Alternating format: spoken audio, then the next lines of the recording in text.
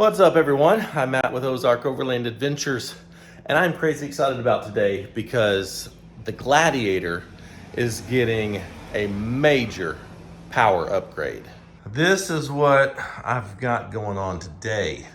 I have got two 100 amp hour anti-gravity deep cycle lithium ion batteries.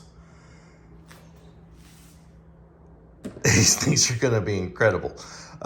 Each one of these is basically the equivalent of more than 1,000 watt hour power station. So think with these two batteries, I've got let's say a Jackery 2000 or a Blue Eddy AC 200p in my vehicle to power all my auxiliary things at all times. So probably way overkill on the batteries. Probably would be safe with just one, but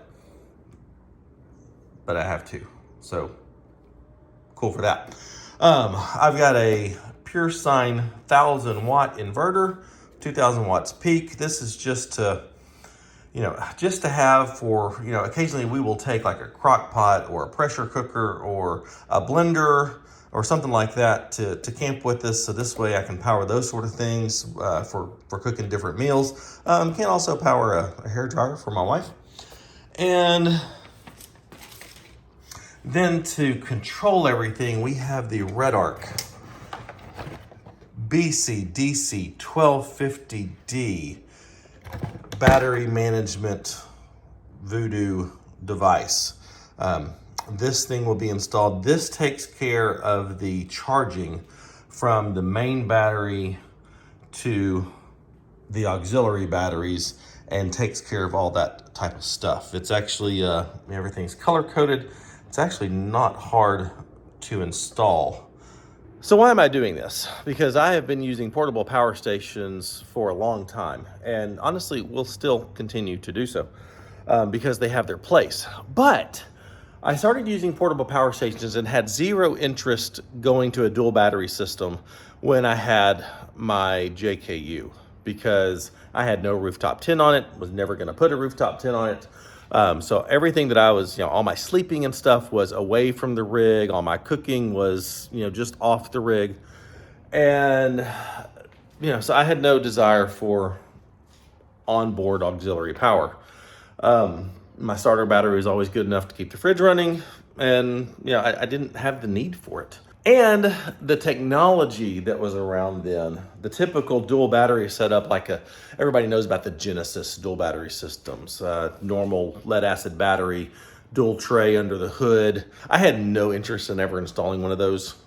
Didn't look like fun. I had seen videos on it. I was like, nope, not even gonna mess with that. But with the Redarc stuff, installing dual batteries now is super easy. So that was a big thing. But now I've got my tent on my rig, on my Gladiator, keep the fridge in there. I am always, having to take a portable power station up into my tent, which is not that big of a deal, but it does take up, space where I sleep and my feet and everything. Just constantly kind of kicking the power station. So I want to be able to easily get power up to the tent. I want to easily be able to have power back here. And I want something that's gonna run my fridge full time. That's actually, this is what I take on shorter trips. I've got my Iceco 75 liter dual zone. It's right here because I wasn't using it right now. But this thing is big and this thing takes a lot of power. And I honestly cannot leave that plugged into my starter battery overnight without it tripping the voltage cutoff. So I don't want to do that anymore. I want to be able to take that fridge for long periods of time out on the trail and not have to worry about my starter battery and not have to worry about unplugging it at night, plugging into a power station and all that kind of thing. So if you are using your rig, like if everything is tied to your rig, a dual battery or an auxiliary battery setup like this makes sense. And that's why I'm doing that today. So should be a whole lot of fun. I've got to get this cleaned out. I've got a good friend of mine, Brad, who y'all seen him on the channel before. He is an electrical wizard, and he's got a very similar setup in his Tacoma So he's on his way. He's driving up from Mississippi. He lives in Oxford. He's driving up from Mississippi to help me do this. So crazy thankful for him, because he's got all the fancy little crimper tools and stuff like that. I just have the little cheap little, things. So he's coming up to help me do all the wiring and stuff. But I'm going to get this stuff out, get the batteries and the Redarc and the inverter, figure out where they're going to be mounted back here, and get that done. Ozark Overland Adventures is proudly supported by the More Expo, the Midwest's only indoor event for adventure travel enthusiasts. Artemis Overland Hardware. They have the passion and knowledge to ensure that your next outdoor experience is more than a camping trip, it's an adventure. And Long Creek Overland, your source for Ozark Overland Adventures merchandise and more. Step one is done. Mounted my battery boxes back there behind my new fridge slide. I'll have another video about this. This thing is awesome. But the battery boxes are back there, and that'll work great. Now to mount the other things along the back and the inverter on the side, I think. All right, step two is complete. I've got the Redarc BCDC1250D mounted to the back of the bed right behind the battery boxes. This gives me visibility through that little window there to check the lights on the front of the Redarc, just to check the status of everything. And then this helps hide all the cables, and I think it'll be a really clean install. And now I've got the inverter installed. I just use self-tapping screws for all of this, but put the inverter there. I'm honestly not sure how well that inverter is gonna do partially exposed to the elements. I mean, it's got some protection from the tent and stuff, so I mean, it's not gonna get drenched or anything, and I'm certainly not gonna ever turn it on in the rain. So I'm hoping that will last. I mean, that's just one I got off Amazon, so if it goes, it's not the end of the world. All right, I'm making progress. I've got the main power wire that's gonna go to power the Redarc and charge the batteries through the back of the bed. I ran it up under here over the frame, and then up in here, comes out right here, and then that will be connected to the battery there. I needed about 10 foot of cable, so I've got lots left over for any other little attachments and stuff, but making progress. I've also rewired this. I pulled it off the main battery and directed it. You can see there's two small wires. Those are the wires that power this, and run the lights under the bed, run the fridge, run any USB needs that I have there. So all of that will be off the auxiliary batteries. Well, Brad has made it. Already putting him to work. He actually brought me lunch today, which is supposed to be backwards. He's helping me, so I'm supposed to provide him lunch, but he did it backwards today. But anyway, he's setting up the ground. I'm getting power going up here into this fuse block, connecting the Redarc to the battery with the fuse, and we're just gonna keep pressing on. All right, here's where we are. Brad's over there actually making a solar connector to go from MC4 to Anderson into the Redarc, so we can connect that to this yellow wire here. That's for solar. I'm currently just making connectors like this. This will be my negative connector that ties this battery to this battery, and I've already got one for the positive, and I need to crimp on a in there to tie that to the positive, and then I think we're almost done. I mean, it's been time consuming just because you're crimping and cutting wire and that sort of thing, but the actual process is not bad at all. I think we are done. We've got Anderson port for solar input. Everything is connected here. This goes to my aux power system back there for the fridge and my lights. We've got the inverter wired up. These batteries do have to be charged initially separately, so I don't have this battery hooked up to this battery yet. So we will get this battery charging, and when this is charged, then we'll charge this one, and we'll be good to go. All right, we've got the Jeep on. Everything is powered and connected. And the proper lights are on, meaning that it is charging the battery. So, awesome. So these anti-gravity batteries have this app so you can check on them. So right now you can see it's at 13.6 voltage. It's getting charged at 51.82 amps. It's already up to 55%. It started at 50% just a few minutes ago and currently has 704 watts in it. And see battery status charging. And I've never used it before, so runtime's at infinity. So that's what the anti-gravity batteries allow you to do is check on them and their status, which is pretty sweet. Well, I have had the Redarc and anti-gravity battery set up in the back of the Gladiator now for about 5 weeks. And I've had the chance to take it out on a couple of my overnight trips, and it has performed fantastic. I've got all my auxiliary stuff powered off these two batteries, managed by the Redarc. It does an incredible job charging these two batteries. I mean, with 50 amps, I can run these down and have them recharged in no time while I'm driving. I've got a USB cord, that's the white one. I need to make it look better over there and zip tie it up, but I just haven't done that yet. But that takes USB power up into the tent. So I've got 5 or 6 USB ports up in the tent for charging phones, my laptop, all kinds of stuff up there. And everything is tucked away nice in this little area behind the fridge. And I think I'm gonna build a platform up here so that I can then stack stuff on top back here. But this is really hard to get to, so this is an area of the bed that I don't ever use, so it's perfect for the batteries.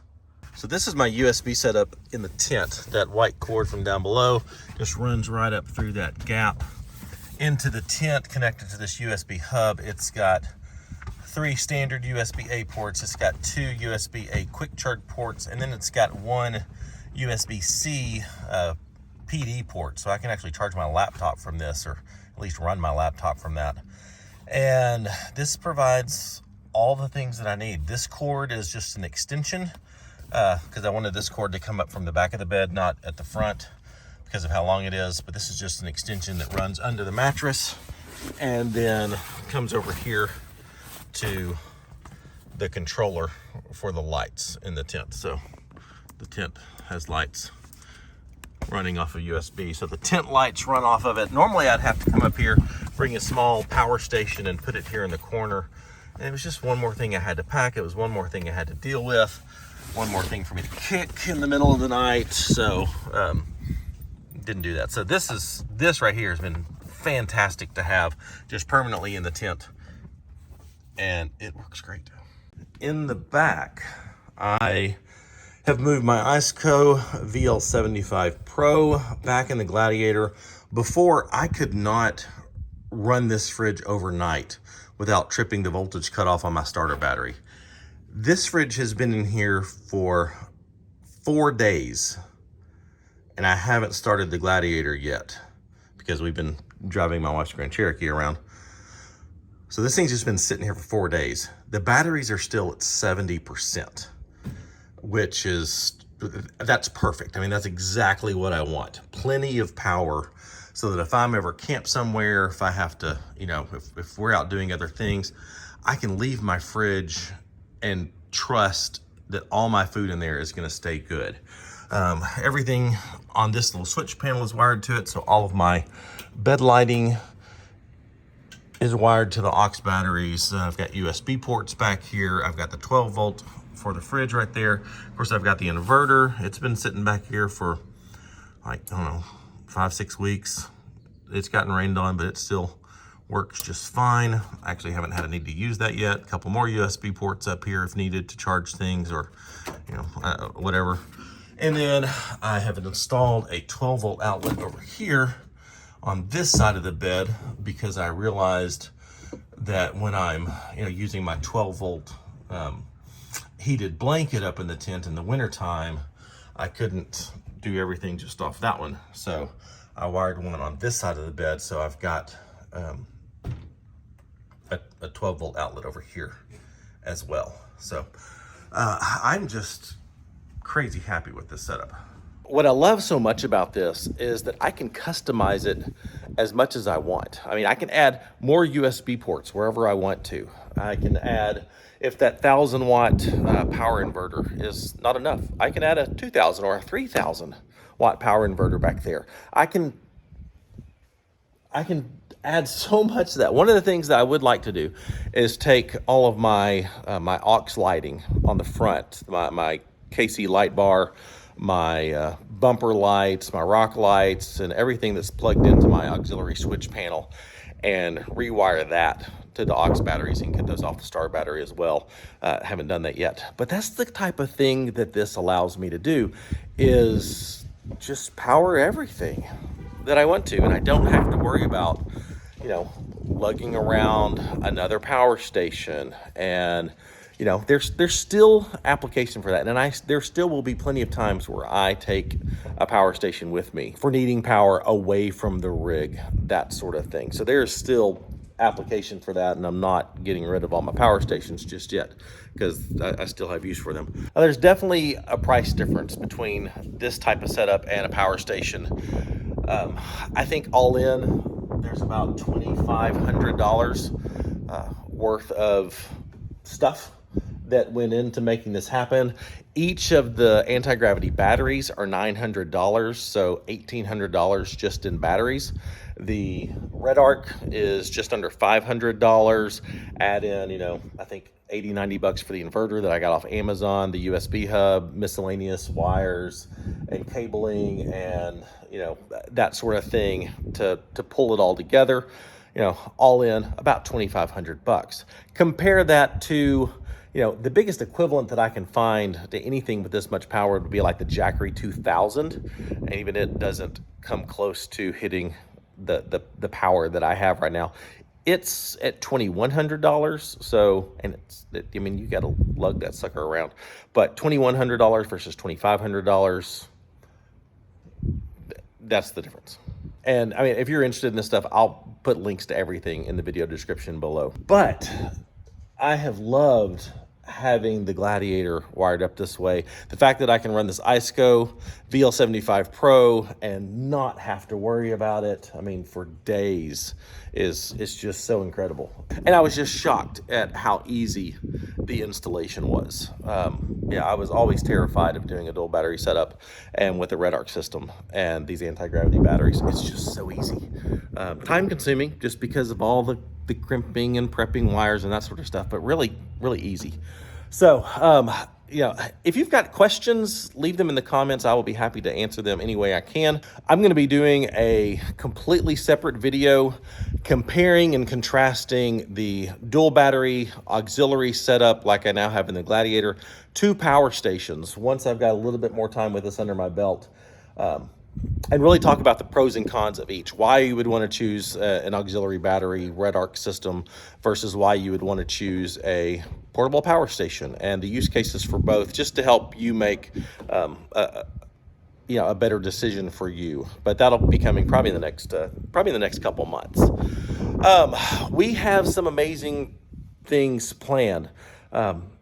Right now, we are actually gearing up to head to Big Bend National Park down in Southwest Texas. We've never been there before. Super excited about that.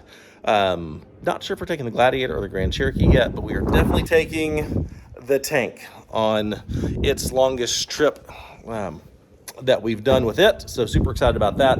And we've got some amazing Ozark content coming up. So be sure and hit the subscribe button, hit the bell icon so you're notified when we upload new content. Like the video if you would. That helps YouTube know that you liked it and gets it out there. Check out longcreekoverland.com for all of our Ozark Overland Adventures merchandise. And if you're loving the channel and want to consider supporting us in a very tangible way, check out that Patreon link that you'll find in the video description. We really appreciate that, and we could not do what we do without our Patreon supporters, and we very much appreciate them. But I think that's it for now. I'll see you next time. Bye.